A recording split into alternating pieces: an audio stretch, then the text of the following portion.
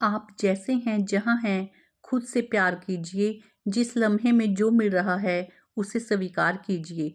नमस्ते दोस्तों, मैं हूँ आपकी साथी दीपिका और आज फिर आई हूँ एक कहानी के साथ। ये कहानी है एक मंदिर में काम करने वाले सेवक की, जो भगवान की पूजा अर्चना करके सारा दिन उनकी सेवा करके अपना जीवन यापन किया करता था। लेकिन एक दिन वो अपनी ज़िंदगी से बहुत ज़्यादा दुखी हुआ, परेशान हुआ और भगवान को कोसने लगा कि भगवान, तुमने मुझे क्या ज़िंदगी दी है।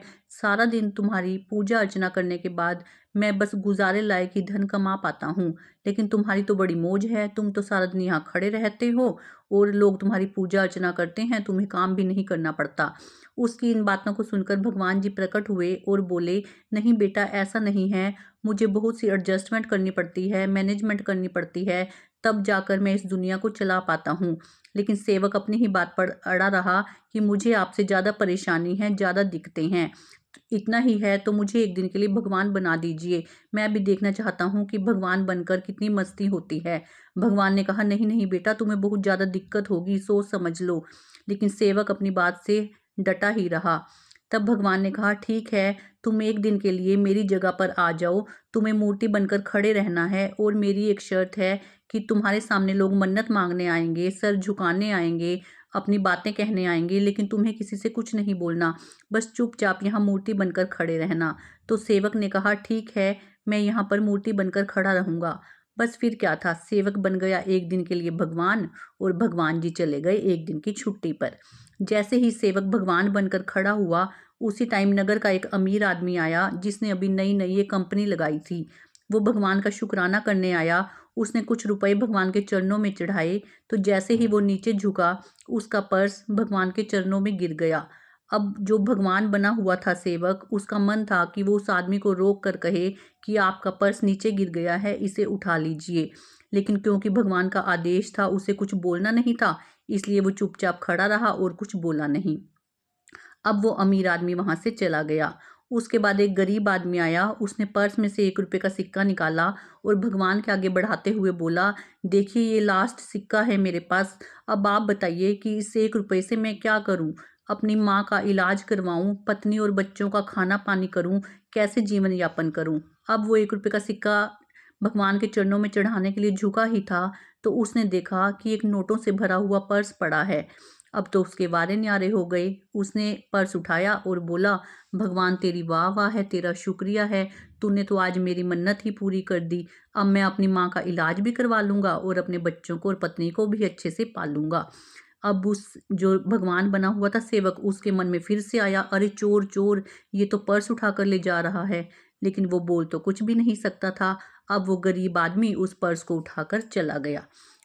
अब तीसरी बार एक नाविक वहां पर आया, जो कि 15 दिन के लिए अपने जहाज को लेकर दूर जा रहा था। वो भगवान से ये मांगने आया था कि मेरा सफ़र ठीक ठाक रहे और मैं ठीक ठाक अपने सफ़र से अपने परिवार के पास लौट आऊं। लेकिन जैसे ही वो भगवान के चरणों में सिर झुकाने लगा, तो जो अमीर आदमी था, वो पुलिस को लेकर वहां आ गया और बोला कि ये है चोर, जिसने मेरा पर्स चुराया है। जब ये सब देख रहा था वो भगवान बना हुआ सेवक, तो उससे अब रहा नहीं गया। वो एकदम से बोल उठा कि नहीं नहीं, वो पर्स इस नाविक ने नहीं चुराया, वो तो उस गरीब आदमी ने चुराया है। मुझे पता है, क्योंकि मैं तो भगवान हूँ। अब क्योंकि वो भगवान बात कह रहा था, इसलिए पुलिस वाले भी उसकी बात को नहीं टाल पाए और जाकर उस गरीब आदमी को हथकड़ी लगाकर जेल में ले गए। अब हो गई शाम। शाम को दोनों का वक्त था अपने अपने काम पर लौटने का। भगवान जी आ गए छुट्टी बिताकर अपनी जगह, और वो सेवक आ गया अपनी जगह। अब दोनों बात करने लगे। तो सेवक ने बड़ी हींग झाड़ते हुए कहा कि आज तो मैंने बहुत ही बड़ा काम किया है। उसने सारी घटना बताई। तब भगवान ने अपने माथे पर हाथ मारते हुए कहा कि तुमने तो सारा काम ही मेरा बंटा धार कर दिया, मेरी सारी प्लानिंग चौपट कर दी। तब सेवक ने कहा, क्यों भगवान जी, क्या हुआ? तो भगवान ने कहा, जो वो अमीर आदमी आया था, उसने बहुत ही बुरे कर्म किए हुए हैं। उसका सारा धन काला धन है। लेकिन जो वो पर्स यहाँ गिरा था, उससे शायद उसके कर्म थोड़े से धुल जाते, उसके पाप थोड़े से कम हो जाते। और जो वो गरीब आदमी था, उसके पास सच में कुछ नहीं था। अगर वो पर्स उसे मिल जाता, तो उसकी माँ का इलाज भी हो जाता और उसका जीवन यापन भी सही ढंग से चल पाता।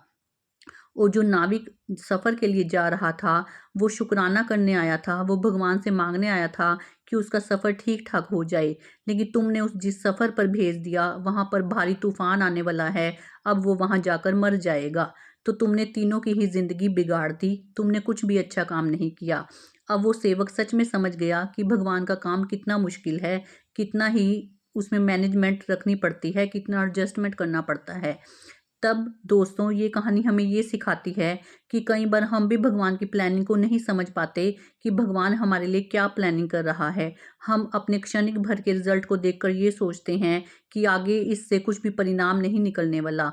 लेकिन हम यह नहीं सोचते कि जो हम नहीं सोचते हैं वो भगवान हमारे लिए प्लानिंग करता है। इसलिए उसके डिसीजन पर विश्वास रखिए, उसकी व्यवस्था पर शक मत कीजिए। न जाने कौन से काम को भगवान दूरदर्शी बनकर देख रहा हो और दूर के लिए हमारे लिए कोई अच्छी प्लानिंग कर रहा हो।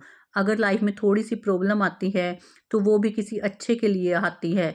हम उस टाइम ये नहीं जान पाते कि वो काम किस कारण हो रहा है, लेकिन उस रज़ा में ही मज़ा करना चाहिए। उसे भगवान की हुई सब बातें माननी चाहिए। इसलिए भगवान के किए हुए पर विश्वास कीजिए, उसकी व्यवस्था पर संदेह मत कीजिए।